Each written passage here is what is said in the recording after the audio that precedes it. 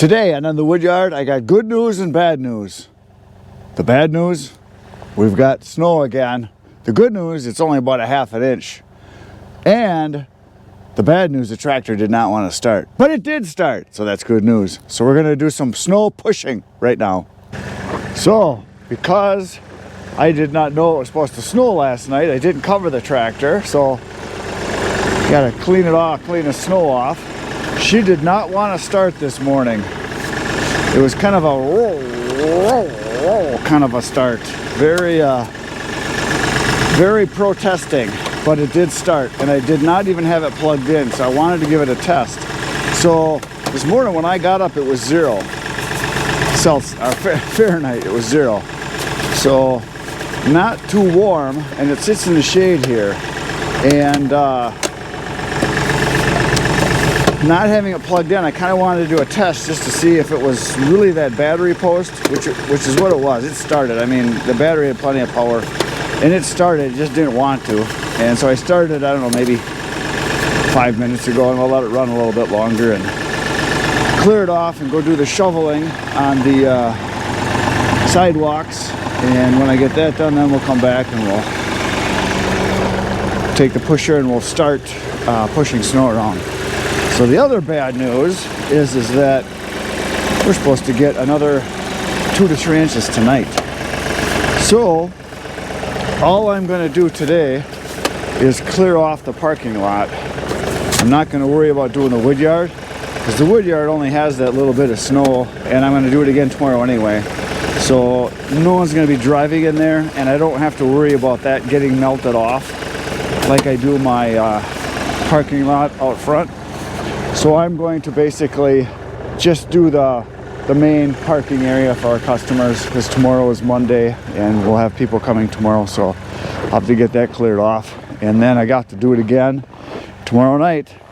I'll have to plow again or push, and then I'll do the whole part of the woodyard. I'll get that all done all at one time, because this little bit here, I mean, you can see how little it is. It's not much. So it's time to start pushing some snow.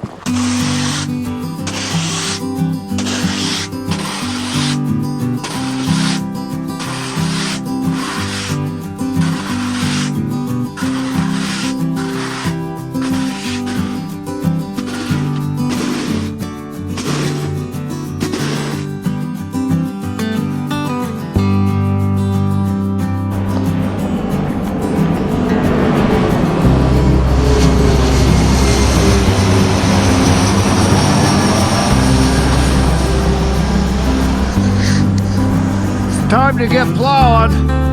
There we go.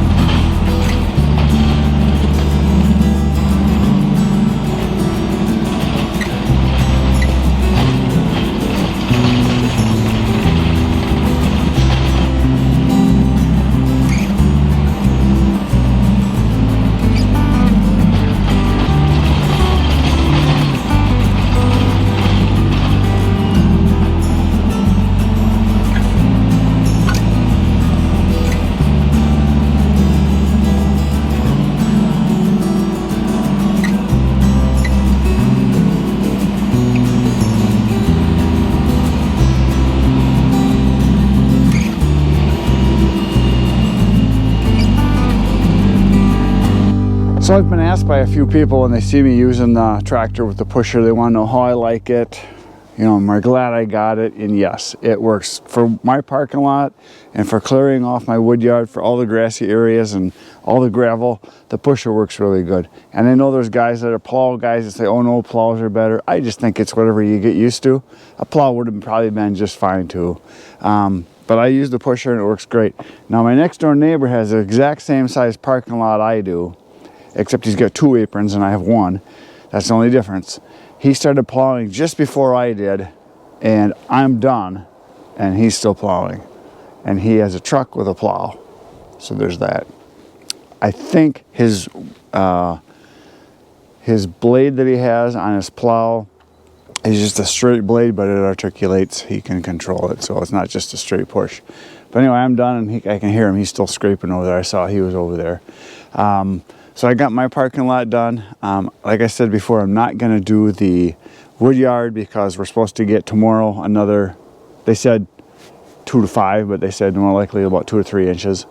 We're supposed to get that tomorrow night. So I got my parking lot clear so my customers can come and go. The sun will be hitting that all day. Right now it's only about 5-6 degrees. And the sun will hit it and it'll still melt some of that off because it hits the blacktop and it melts a little bit. So I just want to make sure I keep that ice free as possible.